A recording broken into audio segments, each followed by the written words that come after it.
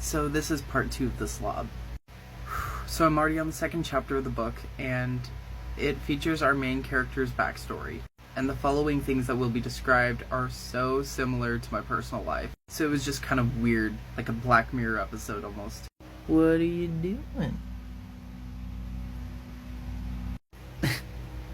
So our main character still doesn't have a name, but we jump right back into her childhood. So our main character realized that her life was a lot more different than her peers in elementary school. When she went over to one of her friend's birthday parties for the first time, she realized how clean she lived. She was surprised that she could actually find a place to sit in the living room, that she could see the carpets, everything was clean, there wasn't dirty dishes everywhere. Our main character is living in a hoarder's home. So this took place around the mid-1960s when, of course, mental health was still taboo. Her parents were both severely depressed and didn't take care of themselves, nor took care of the house, but they never really admitted that there was anything wrong. Her father had lost his leg in World War II and had been couch-bound in depression ever since. The mother was super busy trying to take care of their father and our main character and her older sister, which is how the house got into such a disarray with the mix of, the depression and mental illness in the house, along with, other things we don't see.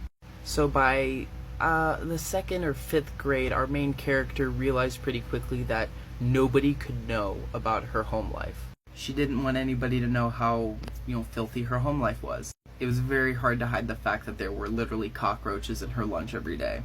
She hated how the mice would accumulate in the walls and she could hear them crawling around at night. And she hated the cockroaches and how they shoved themselves in all the little nooks and crannies around her house. She couldn't clean anything without finding a cockroach. So her coping skill to this, starting young, was to clean everything spotless. It took her years and years and years to even clean half the house, but she dedicated her time to it, even though the rest of her family wasn't going to help her, nor did they want to help. Everyone was too stuck in their own stuff to get out of bed in the morning to assist. But that was fine. Our main character, she liked to do that. It was her control in her uncontrollable world. So she states again that mental illness seemed to run in the family. Both of her parents had a chronic sadness about them. They were very depressed. Herself, OCD with the severe cleanliness. And her older sister, I don't know if they gave her a name. We'll call her Katie. Katie was bipolar. Her ranges would go from manic and extremely violent and angry, especially when she turned 21 and turned to alcohol as a coping skill.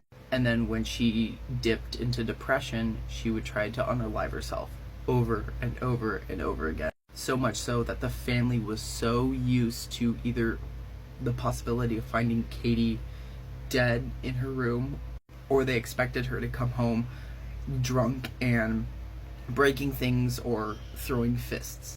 Police were avidly called to the house all the time for, worried for their safety or for Katie's safety. So as the years moved along, our main character entered her teenage years.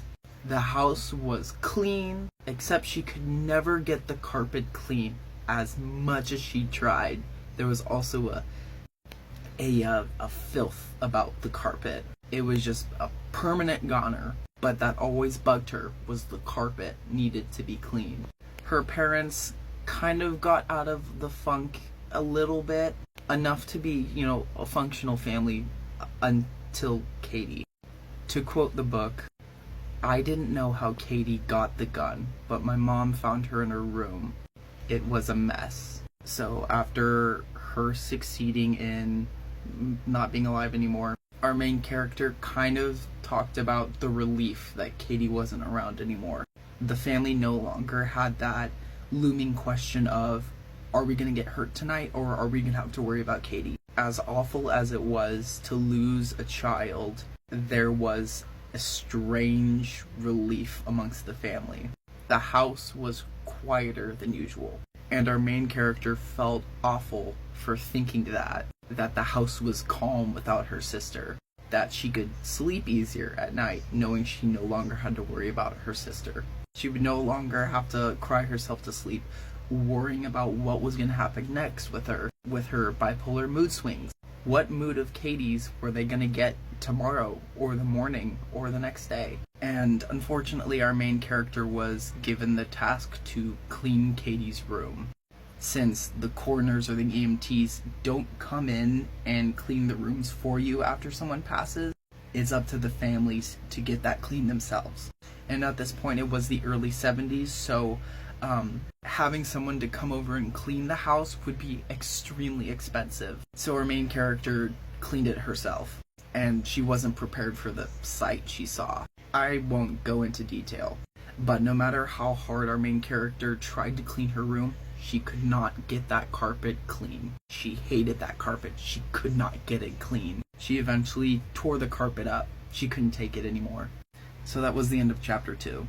So already this book is taking some personal turns that I wasn't prepared for, but we're still going to go through it. I'm curious. I'm kind of on board now, but it's a very different vibe from the playground, so just stay tuned and we're gonna go through it.